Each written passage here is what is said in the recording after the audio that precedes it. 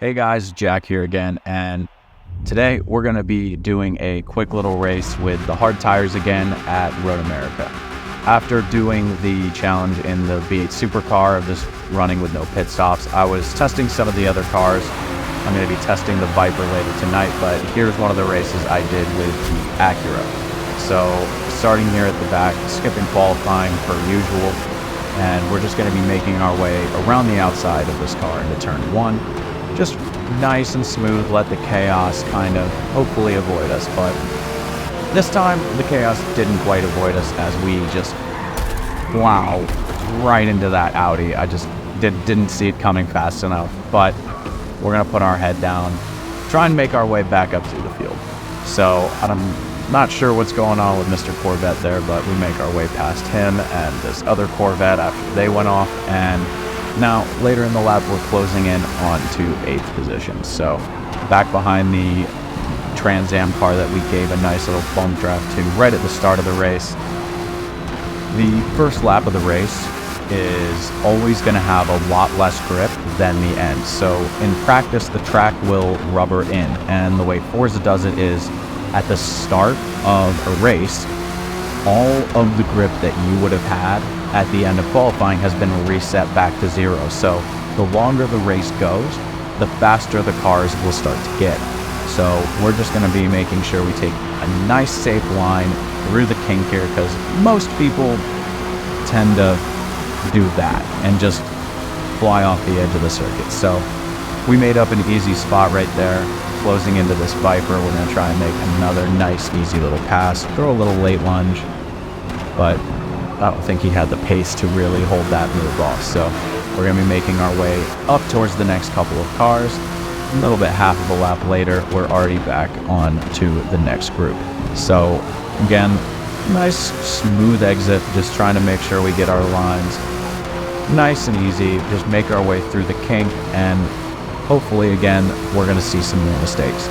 So we're just going to get a nice little draft off of the Ferrari in front. The Ferrari is one of the best cars on the straights, but it's a little bit questionable in some of the corners, and looks like it's a little bit questionable in the kink at the moment as well. So we make up another 2 positions there, and now you can really see why this car has a good strength and I enjoy driving it. It's pretty quick on the straights. Now, I do like the Ford GT. It is a very cool car, but when you're this much slower on the straights, it makes it very, very difficult to fight and stay in some of the battles. Now, this guy does do a pretty good job of staying right behind me, but I can see the frustration of racing that car when you just don't have the straight line speed. So one thing you can always do to help mitigate this, and it's something I do on every single GT tune I have, is running full front, no rear on the downforce.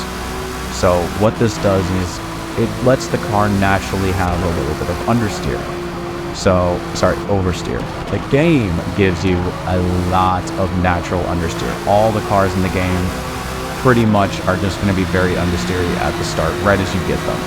So one thing that really helps tuning wise is going full front, no rear. And it also gives you that straight line speed advantage that you need to be able to hold off other cars or to make passes on the straight. The detriment to the amount of time you would lose in the corners is almost negligible to running full aero on the rear or even half. There are some tracks where you would like to use a little bit more, but every single track in the GT Hopper I'm running full front, no rear. So now we're just going to be trying to get a nice little draft off this car in front, as we're going to see some of the cars start to pull off and go into the pits. This Ford GT behind me, now, I'm not sure why he stayed out. I'm not sure if he was on hard tires or not, just maybe trying to make another lap, but he didn't remain much of a factor after this corner right here. We just kind of drove away and had a nice little cruise to the finish. Now, again, remember that the last half of the lap is going to be just pure chaos in terms of how much grip you're going to have in these corners.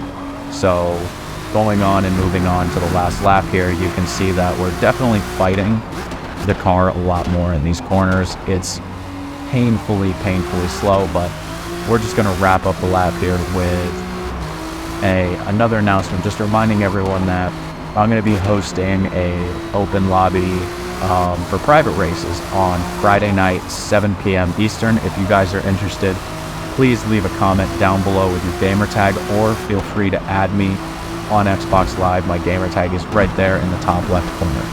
That is 7 p.m. Eastern. So here we can see not only the V8 supercar, but the Acura, which is inherently faster, easily makes this strategy work.